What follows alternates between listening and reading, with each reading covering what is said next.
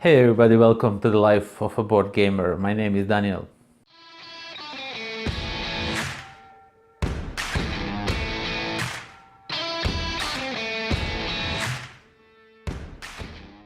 Today we are going to take a closer look what's inside the box of Santa Maria by Aporta Games. So let's get down to the table and I can show you. Let's open the box and see what's inside. Oops, the box made a noise. Okay, first of all, we have some cheat sheet, so you know some of the cards, tiles, what they do and how they work, so you don't get confused. Then we have the rules for the game, and those are fairly simply and easy to read. It's really nice rule book, it tells you everything. And let's see what else we have here. Okay, first of all, you get some markers for a main board, and you get some I think those are not priests, but they have a name. Let me just check it quickly in a rule book. Those are called monks. Oh, of course. So you have some monks that you can send around the board, and they will give you some bonus points at the end, or just quickly get you some resources and stuff like that. And then we have some tiles, and these are ships and lots of different kinds of stuff. Ah, come on.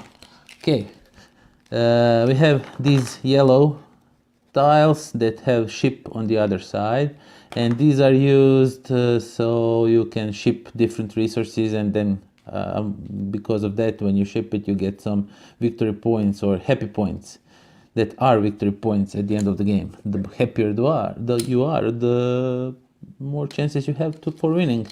And we have some tiles that will give you end game scoring points, like for example this one. If you have all 4 different territories, I think in a straight line, you get 3 points and something like that. And then there are these. If you cover all map or something like that, and those come in a game. Not all of them, some of them come in a game, so you will have kind of different game each game. We have some money tokens, just a regular cardboard tokens worth 3 and 1, and these are cool. Okay, thickness cardboard, nothing to brag about, but they are not bad. So, and also these are your happy points. They come in lots of different denominations, like 1, 3, 5, 10, 100, something like that. Then we have some tiles that you will build on your map, and these tiles you either have the L-shaped one that cover 3 spaces, or the straight one that cover 2 spaces. And there is a misprint in, at least in this version. Maybe they will in a reprint they will correct this, but these tiles are you have to pay 2 woods, not wood and a grain. You have to pay 2 wood to build it on your tableau, and these are okay. These demand 2 wood and 1 grain, which is okay. So this is a misprint. There has to be 2 woods here, so mind that. And there's all kinds of different stuff in this game on these tiles.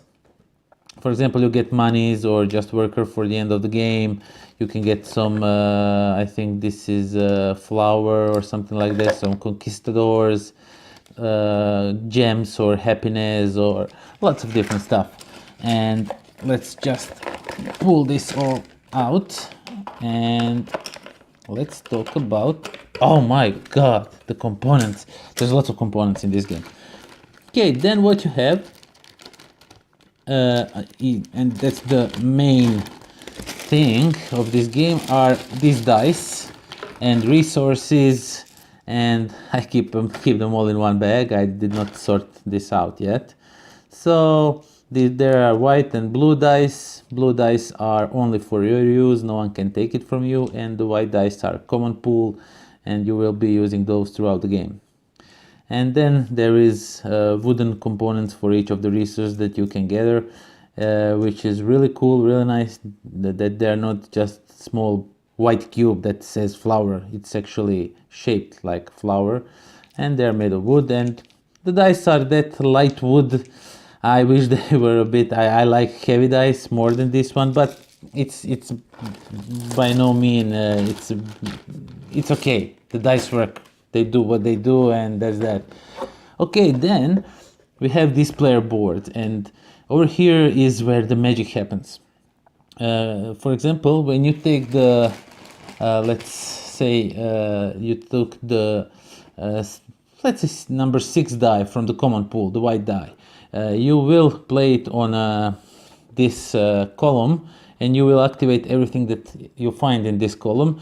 And for example, at first, when you have nothing built, just this pre-printed stuff, you will get 1 gemstone and you will get 1 prayer for this, and that's that. The dice stays over here.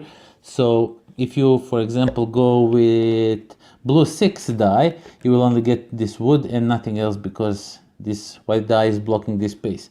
But in the meantime, you will probably build some stuff. So basically you have something like this, and you maybe built it like, let's say like so, and then when you go and activate this 6 for the first time, you will get a gem, you will get some grain, and then you will get some prayer. And this blue 6, for example, will get you wood, and it will get you some flour. Or if it's number 3, you will get, these are just for the end game scoring, you will get 2 coins, and then you will get conquistador and 1 grain, which is really cool. And it will block the last space. So for example, if another 5 is coming over here, you skip this one and you just get this one. And that's the main part of the game. There are some restrictions over here, how much of each resource you can have, but basically you play on this board, you draft dice, you ship goods that will bring you some points. There's points all over this place, all over the place, not this place, but the place. And this is the main board where everything happens. So as you pray, you will unlock those I again forgot who were they, those priests or whatever they are, and you can send them over here for some end game scoring, or over here so you can break the rules of a game a bit, or you can get them over here just to get resources. And then you get some points at the end of age 1, age 2, and age 3, and that's the end of the game. This game lasts for 3 rounds, and you can see over here it's correctly printed that you need 2 woods to build this one. Like you see, that's the error that you have to think about it. If you have the first print of this game, they will probably reprint it with correct stuff in a second print. And that's everything there comes in this game. That's Santa Maria. So that was Santa Maria by Porta Games, and components of this game are really cool. They're really okay. Nothing special, nothing mind-blowing. You get everything that you get in today's games. It's like some standard stuff when you get the resources that are shaped like what they represent. They're not just the cubes. So that's really cool. That's really nice. I like this. As always, the dice, I really like those big chunky heavy dice, and these are a bit not so heavy. So I'll probably switch those with some better dice. I will have to think about it. And in the meantime, those will do. They are really okay. The game itself, the gameplay itself, I really love this gameplay. I really like this game, and the gameplay in this game, it's phenomenal.